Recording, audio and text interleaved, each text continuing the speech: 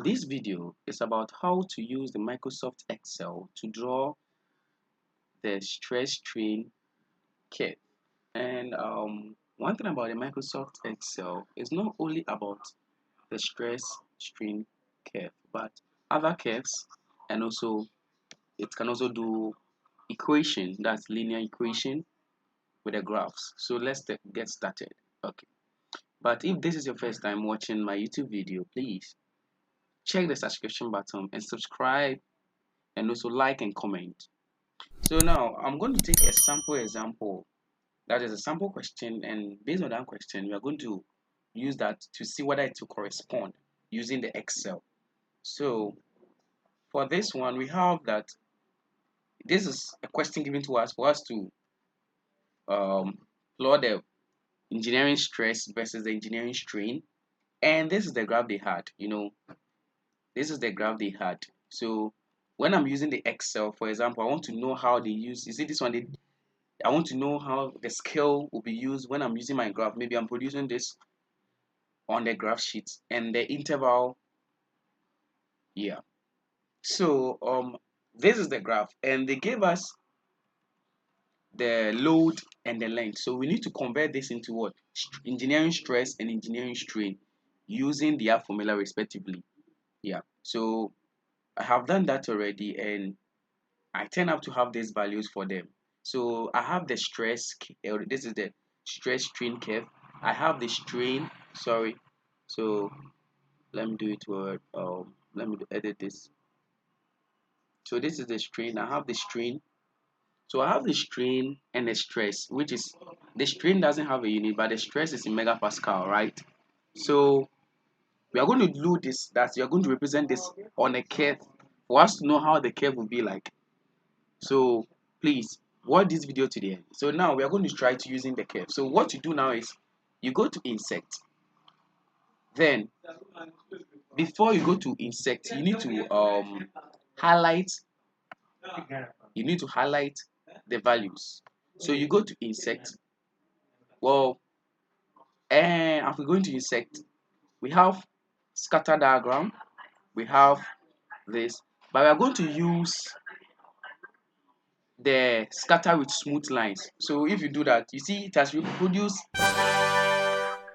the curve for you, so you can enlarge it for you to know the curve.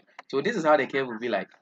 So I'm trying to increase it. So from here, let's see the curve from here, from this. So you see the curve here. Let's go here and see whether it will be the same. So I've extended it. Now you can see the curve given to us like this, and they give you the intervals.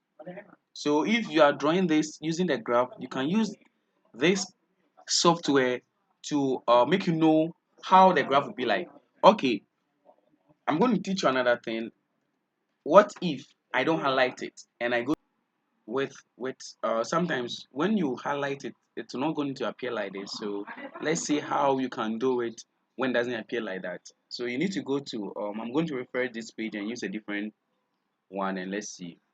So what you do now is, this is a new one that I want to show you something.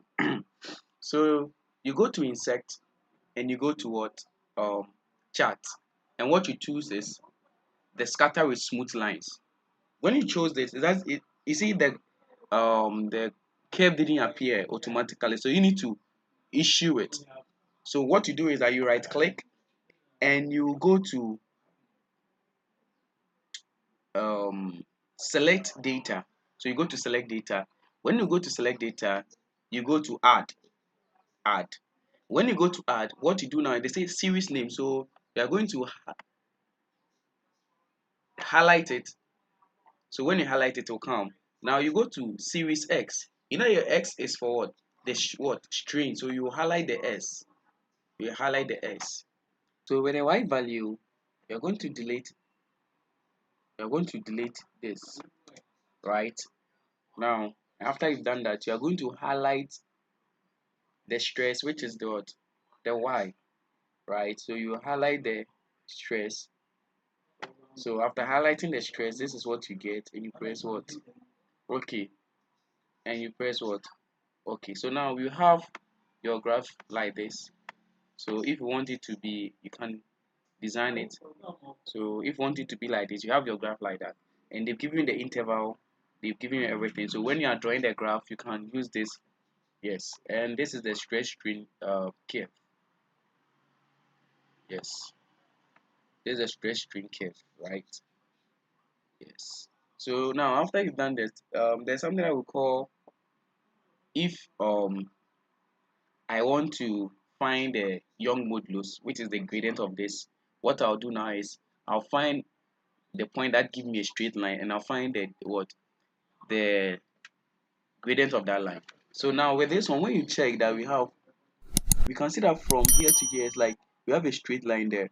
But we can view this, if we do this for us to see, we can do that. So what you do now is you highlight from 0 to maybe this to, let's assume, okay, 2 like this, and you go to insert, and then you go to the chart, and you go to scatter.